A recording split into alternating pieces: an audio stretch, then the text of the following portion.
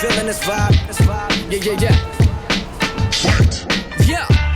Let's have a money conversation. 400,000 from Eminem, that's a payment. Kennedy Reagan's presidential arrangement. Please don't let this pop kid take it back to the basement. I'm still here screaming beautiful mind. Sick of the noodles of rhyming on my cubicle grind. So I just grew and decided to put Drew in your spine. Oodles and boodles of blue bags from Louis Vuitton. Getting money with lawyers, we have a Jew of a time. With liquor in the Poland Spring like I'm junior at prime. Yes, I chose the pop charts, I'm doing the crime. And that just means I'm dope to you and your mom.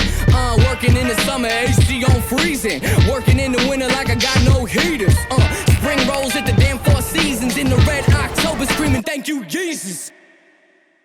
On January 17th, I made the decision to start bulking, and that was the day where I officially got into self-improvement. I kind of like to break my year up into thirds, because like college is like you have the first semester, the summer, and then the winter semester. So in the first semester, I spent a lot of time learning, a lot of time with Hamza, and so on and so forth. In the summer was one of the greatest, most fun, periods of my life where when I'm left to my own devices, I can build so many things. And I can't wait for the next summers and all the periods I have off from college to just build. And I'll get into that later, what I do plan to build. And in the final semester, I was having a little bit of a melancholy period where I was pushing myself, but I'm feeling conflicted between what I was learning on my own with making money in business and freedom and so on, while also being faced with the reality of family and being in college and pursuing a medical degree. And so overall 2023 has been just phenomenal, and with these 8 things I've learned, I hope that I can help you out too. The first thing I've learned this year, which is probably one of the most important, is that you need to surround yourself with winners and winner-like thinking.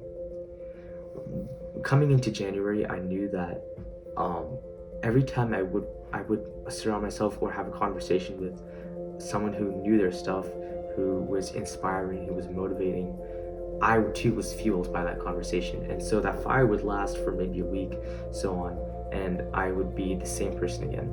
And what I told myself is that every Monday I would watch a YouTube video of someone inspiring, or someone who knows their stuff and would teach me, maybe whether it was about study techniques and things that mattered to me at the time, gym form, and I'd spend that time every week to feel that motivation again.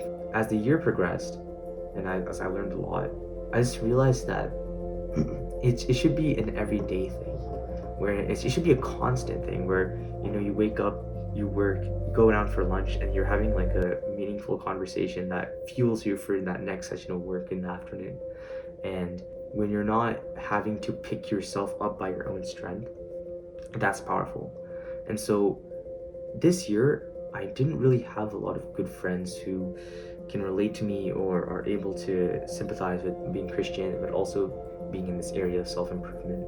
And a lot of my time was spent on YouTube, bringing back that energy from others and borrowing that energy into my own work. And that's what happened during the summer, when I watched vlogs by Emenji and his 17-year-old self working extremely hard in his free time. And I pretty much just did what he did, applied it to whatever I was doing, and one of the best periods of my life. So I encourage you to, if you don't have a community of people who's strong, to just consume content that builds you up, that inspires you, that teaches you, that educates you. And if you do have a group of friends, that's fantastic. You should inspire them too, and in turn they'll inspire you. The second thing I've learned this year is that one of the most interesting matrixy realizations that I've had, and it's that the beliefs that people have are primarily built off of their childhood experiences or the stories that they've been told. Now, this sounds obvious, right? Of course, the things that you believe you would have to hear it first. What happens is that beliefs are seeded into our brain unknowingly, and that's really scary. For example, Marlboro, when their mascot is like a cowboy man, like with a handsome face, people genuinely believed that smoking ciggies was cool. Whenever you talk to someone, there's a network of beliefs that's all interconnected, and just with a little bit of pressing, with a little bit of Socrates, with a little bit of just questioning what they actually believe in, their whole house of cards just falls. And it's like that with a lot of Christians too. We go to church, we learn about the stories, especially in like Sunday school, and unless you've taken the time to test yourself and to critically think about the stories yourself, when somebody comes along and asks you about your faith, about Jesus, about maybe evolution, maybe about this and that, it just falls. Your beliefs is not strengthened. It's just something that you've been told and that you are copy pasting into other people.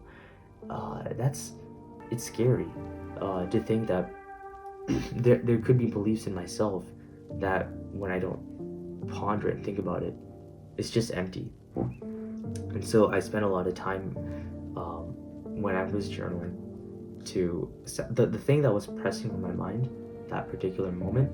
I would consider it, bring it to God, chew on it, and I come out the other end with a stronger belief and a more refined set of ideas that when I show up to reality, I'm able to express them in a higher quality way. The third thing that I spent a lot of time thinking about this year is women in the workplace. And this was such a shock to me when I found out that in the early parts of the year, it was clear to me that the roles of men and women are different in our society, and that the woman bears children and the men can't. Well, that's kind of obvious, right? But then, even in a biblical role, the male and the female they're equal before the eyes of God, but they have different roles in the household. And if you read Proverbs 31, you read several different stories in the Bible, you can see the clear distinction between what it means to behave as a female, what it means to be a female, what it means to be a mother in the household, a daughter in the household versus a son or a father. And I was constantly questioning what that looks like in the modern world, because obviously we have women who go to work. My mom works at Citibank. She has a similar equaling position as my father does in work. And so what does this look like for the future? What does this look like for my family? How am I going to view women who do work hard in the workplace? And it was very, very confusing. I had a lot of conversations about it. I had a lot of thinking about it, a lot of shifting my beliefs and what was correct. Like at first I thought, oh man, I hate college girls. Maybe university shouldn't even be for girls. And then I stepped back from that after the first semester. And during the summer, I thought, oh well, looks like this is just how it is. Masculine girls, they're just around. Let them do what they want. It's not right, but I don't have to marry, a masculine girl. And just the way that women present themselves as hardworking and career making and career building, and it's just the way people are now. And as the summer ended and I entered into the fall, my opinion changed again, and shifted to realizing that a noble woman is hardworking. Another thing that blew my mind is that in the Bible it says, I think Proverbs 31, one of the later verses, is that the mother buys a plot of land with her own savings and invests it. And so you see women building money for the household. It's not the main income, but she desires to support the family. And I think the important thing is that if you're in a family, especially one with children, the mother has this sense where she knows that her main responsibility isn't the breadwinner, but rather taking care of the children. And obviously it's very important. The father plays a role in that as well, but there's a distinction that he is the main person supporting the whole family, that he's the rock of that family. And so now my view on this is there are feminine girls and there are masculine women, but everyone deserves to, if they want to, be married, if it's their calling to be married. And I have a sense, like I was, so I'll tell you the story. I was in Egypt earlier this year, and we went to the Valley of Kings. Sorry, the Valley of Tombs, I believe. I don't remember what it's called, but in Egypt there's this city called Luxor, and in Luxor there's like this valley where they buried all of these Egyptians. So Egyptians, they used to build their tombs in pyramids, and tombs was like stockpile of gold. And pyramids, they were beautiful and all, but they were silly because it was a big sign for robbers. It's like, oh, the all the the gold's right here, come get it, come steal it from us. And so the later Egyptians were like, yeah, they're beautiful, but that's stupid, so we're gonna make tombs that are hidden. And so they would dig massive holes in the ground, and then they'd hide the body there, all the gold and treasure in that tomb under the ground, hidden. And so there was this valley where a lot of royals were buried, and all those mummies were then taken to this one museum. And then so me and my family were there in that museum. We were seeing all these male leaders, but then there were a lot of female leaders too. Cleopatra, a lot of them were appeared as male so that they would gain respect from people and whatnot, but yet they were female. And a lot of strong female leaders in that ancient times. And while I was looking at this one plaque, this plaque was talking about how this one woman led their people through a time of famine, and how she was really strong, like physically. I got like a chill through my body. It was kind of like a sense from God that your wife is going to be a pillar, like that. And I was like, huh, okay, dang. So I don't know whether to look forward to that or to be intimidated, but we'll see, I guess, right? My wife will have a career. I don't know what kind of career it's going to be. And I just trust God, as long as I'm able to provide for my family. If she wants to stop working, she will have the ability to stop working whenever she wants to, because I will be able to cover for everything and more. And so women in the workplace, it's tough, feminism's there. Another thing is that we shouldn't be forcing girls to have to work. High school, like it's competition. Everybody's ranked. You got to take all the AP classes. Some women, it's best for them to just relax and enjoy life, and they do. They find a way to enjoy life anyway in high school, right? And after they graduate, it's just you don't have to go to college and all that. But there's a lot of women who they just think they have to. There'll be girls who are like, yeah, so I'm gonna spend 10 years of going to medical school just to end up a housewife. It's like a joke now. It's like, haha, it's so funny, elitist, trophy wife. But then it's like, bro, the implications on their mental when they can just be a good mother, when they can focus on like taking care of themselves, being a good daughter to their moms and dads, taking care of their parents, and then but yeah, man, it's just the way things are these days. And if you get to I hear when you get to a certain caliber of man, you can just leave the city where you're living, go travel, and you can just like rescue this girl like a prince, and then just take her out of her situation, finance her entire family. Oh man, you can always do that, right? But I think personally my call is slightly different than that. My calling. But we'll see. The fourth thing I learned this year was the importance of Israel and the importance of the Jewish people. So my family and I started going to Gateway Church after COVID, and Gateway Church has this Jewish ministry, and they're Messianic Jews. So, which essentially means that they're Jewish, like traditionally, but they believe in the Messiah, they believe in Jesus, they are saved, essentially.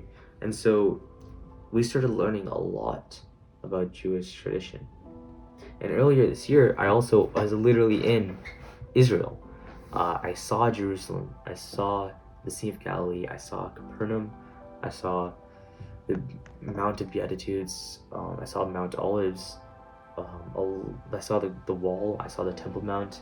It's in the channel banner. Now, that picture of the Temple Mount is a picture I took. And dude, Israel is so important, so important to our religion, to our Christianity. And as I study more, I'm realizing that understanding the Jews, knowing what Hanukkah is, what the Jews believe, what they stand for, what the Torah means, and obviously the Torah is in our Bible, but like the significance of their tradition is vital. It's vital to our understanding as Christians. And so I'm going to make more videos upcoming this year talking about Jews, me doing my own research, and today the implications of the Jews, the Holocaust is still so relevant. I took a course on German poetry past semester, and the amount of time we spent talking about the Holocaust was insane. And even like literally, was it 2 days ago? I was at church, it's a regular message. We talked about the Holocaust. I mean, yeah, it's a terrible event and fairly recent. But the Jews, the way they are, something that's always been annoying to me at first, like Tommy in it, was that Jews always seem to be playing victims. They like to be. I thought, they like to be.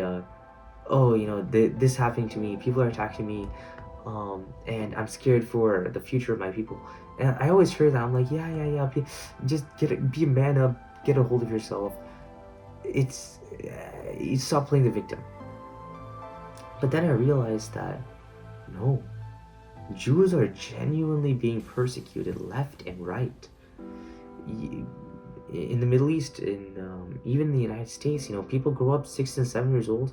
They're already different. It's like worse than being black. You're Jewish.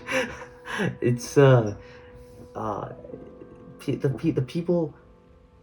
The world is persecuting Jews, and the war started in October. The world has never been in more turmoil. In the news, everyone knows about it. It's front lines. New York's going crazy. Paris is going crazy. People who don't even like, it's a small little country in the Middle East. The whole world is just it's the fulcrum. It's the fulcrum of like all of the what's happening. I was like, bro, what? Tiny little country? What's going on in Israel? Why do people care? God is doing something with that country. That's God's holy land. Jerusalem seems to. I wrote an essay on this for my philosophy class. Jerusalem seems to just. It exists as pulling conflict towards itself just naturally as it just exists. It's insane. It's so silly. But this is why we should study as Christians. This is why we should be aware of the Jewish tradition, of where Jerusalem comes from, the history of it, where it's gonna go, what we should do about it, how we should act. All these things. It's important. And so, as beautiful as Jerusalem is when I went, how as good as the food is, we should go to Jerusalem and treat it like a pilgrimage, almost like you learn so much just from going there and seeing the culture. If you can, go. I mean, obviously it's a war right now, but as soon as it opens up, before the Lord comes, because guys, He is coming. I mean, like, I don't think He's gonna come in my lifetime, personally. At least that's my belief as of now. But He's coming. He's coming soon. The fifth thing I learned this year was that of productivity and happiness. And I found that I am most happy when I'm the most productive. When I start my day with the meditation, with the Bible reading, and right now it's morning, I'm recording my video. When I am constantly working. That's when I'm the happiest. I fill my days. I in the fall semester I had 8:30 classes across the board the whole week except for Friday, and so I'd wake up at 5. Do my morning routine, leave at 7:30, arrive to school by 8:30. Go through the whole day. It's just run, and then go get home, study as much as I can, try to rest, try to go to the gym, and then back again the next day. Weekends are gone in a blur. That's the only time when I really have to do homework and to catch up and to actually spend the time studying. And dude, it's um, in the spring, I hit a roadblock. I realized my limit. I took 22 credit hours. It was too much. During finals, I remember passing out. It was crazy. Passing out as into like sleeping on my bed in the middle of the day, which I never do. But it's like I'm destined to just work hard and grind, and that's when I'm the most happiest. And when I feel the most bad? When I pretend to be working hard. So I'll be sitting at a desk like this, right? I'll have my work to do, and I'll just be sitting there like YouTube, talking to someone in Discord. Those moments I hate it so much. They feel so bad. Oh man, it's terrible. I get it from my chair, go to bed. I can't sleep because I just know I wasted those 2 hours horribly. And Alex Hormozi talked about this. He talked about how fear is just all boils down to the fear of death. You're scared of heights, you're scared of death. But I could also extrapolate this to death is just sadness. When I'm wasting time, that's the death of time. Life and death. Life is happiness. When you do things that are alive, like speaking with your mother, catching up with old friends, doing work that you know is going to benefit you. This is life, and the death is falling back into addiction. You fill in the blank, guys. You're creative. This is the formula for happiness. I think I might have spoken about this in another video, but there's another formula for happiness where it's expectations minus reality. So if you have 0 expectations, you can only be happy because everything is up. You expect that the day you're gonna have with the pigments, like it's gonna be cloudy, cold, wet, but then it turns out to be a sunny day like this, warm. You're happy because your expectations were low, but the reality was really like high. And the other thing goes around too. If you're expecting to go into a marriage where things will constantly get better, she will become prettier, you're going to be more richer as it goes along, your expectations are very high. So when that's not met, you are unhappy. And my expectations for myself, right, when I sit down to study, when I sit down and work, for my grades, for my peers, my clubs, my goals, when my expectations are really, really high and I don't meet them, I'm unhappy. So the way I combat this is not to lower my expectations. I have a high standard for myself. I need to meet that standard and show up more times out of 10. And eventually towards all times out of 10, I'm exceeding my standards, and then I can raise my standards a bit higher and just go higher and higher. That's where my happiness is. And as I talked about, you can always hit your limits, like I did last spring with that 22 hours. God forbid, that was never again. But slowly climbing that up, maybe one day, last semester I might do 22 hours again, having built myself up there. Working hard, time management, discipline, what I do, the clarity of my mind, that's where my happiness is. And so avoid death, guys. The 6th thing I've learned this year is the way you set goals is very important. You see, a long-term goal is something you're like priming yourself for. Like for me, a long-term goal is getting into medical school. it's a very terrible goal. It's not actionable. It's not procedural. The SMART goals. The way you write down SMRT. Look it up. If you make a goal according to SMART, it's an actual good goal. Like for me, long-term goals is just priming my mind for that. It's like in an expectation where it's like, okay, yeah, I am going to be a medical student, so that's like a long-term goal. But a short-term goal is something that is actionable. That's something you can actually do. And so the beginning of this year, I set a lot of long-term goals, just thinking it would happen at the end. I thought they were short-term goals because it wasn't like, oh, get into medical school. Like I think one of them was get 3,000 subscribers on YouTube. Obviously that hasn't happened. As of today, I have 27. And so actual short-term goals look like, okay, I'm gonna post 2 times a week. A goal would be not to make money off of Instagram, but rather, okay, I want to get or not even I want to get 1,000 followers. It's I contact 10 people a day and follow them, and then hopefully they follow me back, and every day for a year, I can get to 10,000 followers on Instagram. So it's like the actual doing that thing. That's a goal. You kick a ball, you score it in the goal. You don't like wait for the ball to go in by itself. Hopefully the wind will move it, and that's if the ball goes in the goal, that's your no. Short-term goals, when you set them, especially at the beginning of the year, make it actionable. Make it, I'm not going to become buff. Make it, I'm going to actually go to the gym 3 times a week, and these are the times. These are the time blocks where I'm going to go to the gym. Especially if you're new. That's another thing. When the beginning of the year, I was very, very strict with myself. So for example, a good example of this is with my screen time.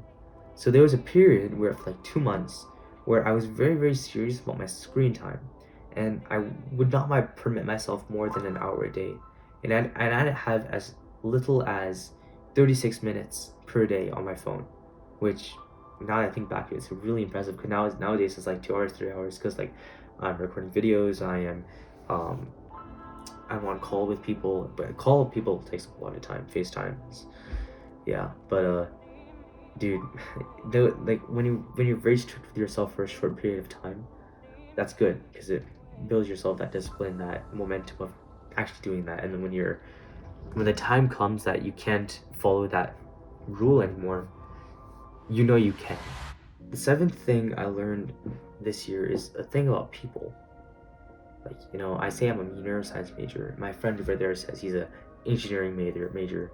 And another friend is a dance major. We all get into a little group project in high school, and then I say, all right, who's going to do the math section for this? Who's going to do the math on this project? And we all look at the engineer and say, oh yeah, you're the engineer. You're the engineering major. You do the math. It's a funny example, but people's interests are simply what they're most willing to suffer for. I'm a neuroscience major. I'm most willing to suffer learning neuroscience than any other subject, and that physicist or that engineer is more willing to suffer the math because that's what they're doing. That's what they're enjoying. And something I've learned is that our gifts from God are similar. One person might suffer the least from drawing a picture, while another person might suffer the least from making a song. And so these gifts from God, we appreciate them, we build them like our talents, but it's just kind of funny about the way people are. Whenever we talk about the idea of motivation, if you are not willing to suffer for anything, you're not going to have any motivation. But that's where the catch is. How are you supposed to have motivation if you have nothing going for you, right? Motivation to study is like, it only comes after that first win.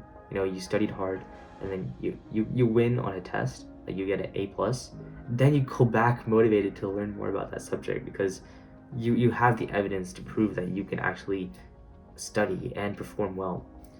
And so that motivation only comes after you've started doing the work, which is tough. I know it's there's a lot of resistance there, but it's the only way to get that motivation. And people who've been studying a topic for 10 years, they're being constantly rewarded by either the knowledge or achievements or validation from others. So build your motivation out of evidence that you can learn and that you can accomplish great things. The final thing I learned this year was that I am being held back a lot by my lack of sociability and me holding back from social events, from crowds, from other people. So earlier in this video, I said, I didn't have a lot of people to communicate with, to talk about self-improvement, to talk about Christianity with. But I realized, and God showed me this, that genuinely that's my fault. Because I took a year to hold back from people, from events, from so many different things, because I didn't like the way I was. And near the end of the year, I was complaining to myself because, I didn't have a lot of friends. I didn't have a lot of good conversations with other people. And I went to a wedding, and I wouldn't dance with a lot of other people. I wouldn't just grab a girl's hand and just twirl them around. Too shy, too this thing, she's cringe, he's dumb, he's not intelligent. It's bad. No matter how a person is, I need to go back into developing my sociability skills. I need to go back into outreach. And so similarly to how I had a period of, low screen time, I'm about to enter a period of high sociability where I force myself to talk to as many people as possible, to DM as many people as possible, to talk to girls, say hi, maybe dance with them.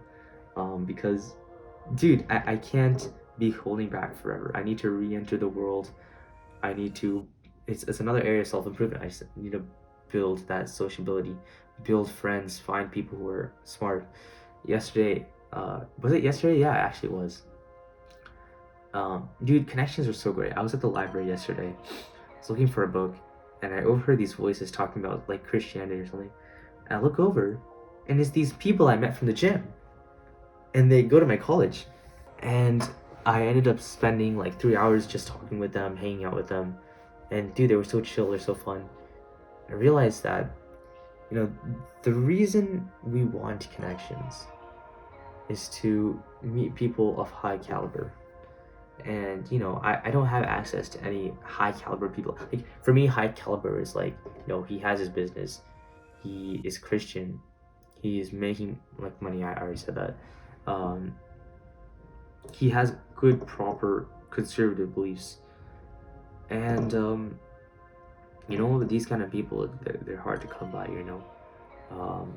because again, the people you surround yourself with, if your 5 of your closest friends, they cuss, it's not a very good outlook on, the way you will speak.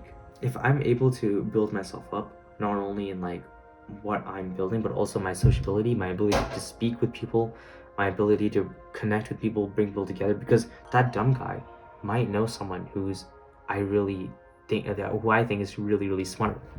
And just meeting as many people as possible, getting as many contacts as I can, it's important. And my lack of that for the past 12 months is starting to show, and it's not good. So I need to re-enter, start speaking more. So as 2024 rolls in, I like to have words for years, and I started this back in 2022 because there was a blaring word that I had for 2022, which was glory. I knew I was going to be a person of high glory, which is kind of ironic because I did a lot of stupid stuff in 2022. But then 2023 happened.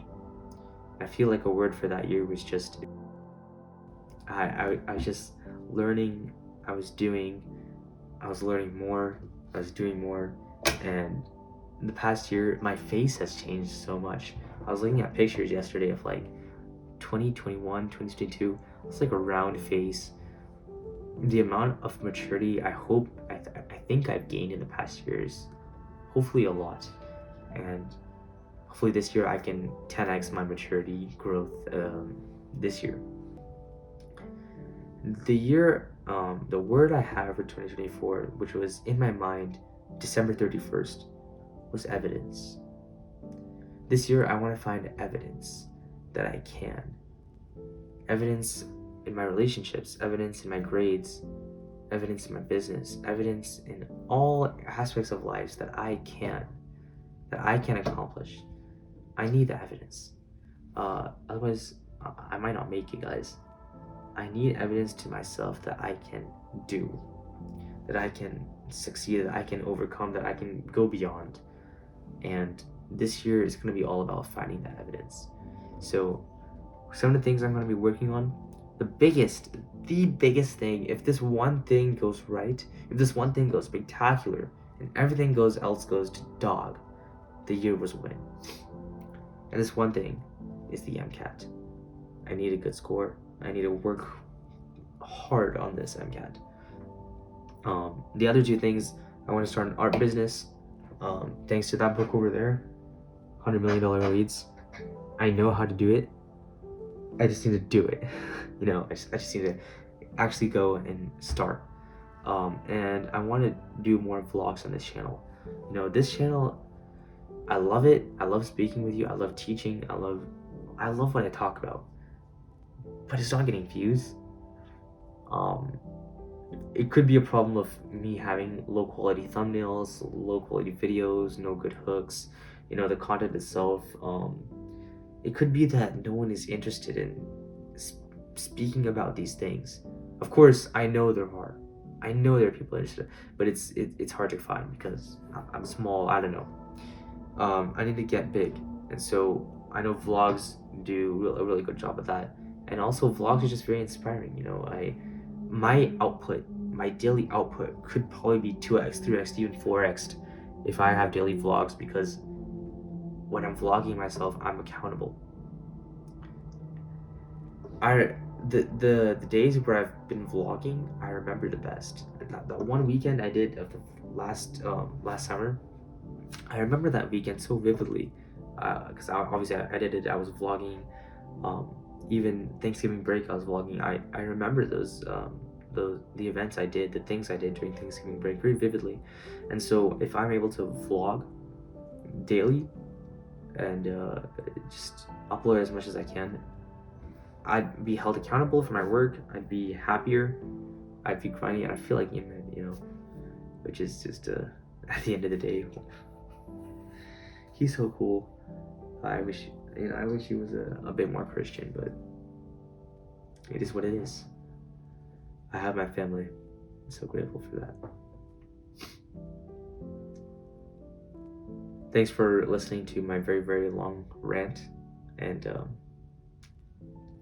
see you next year.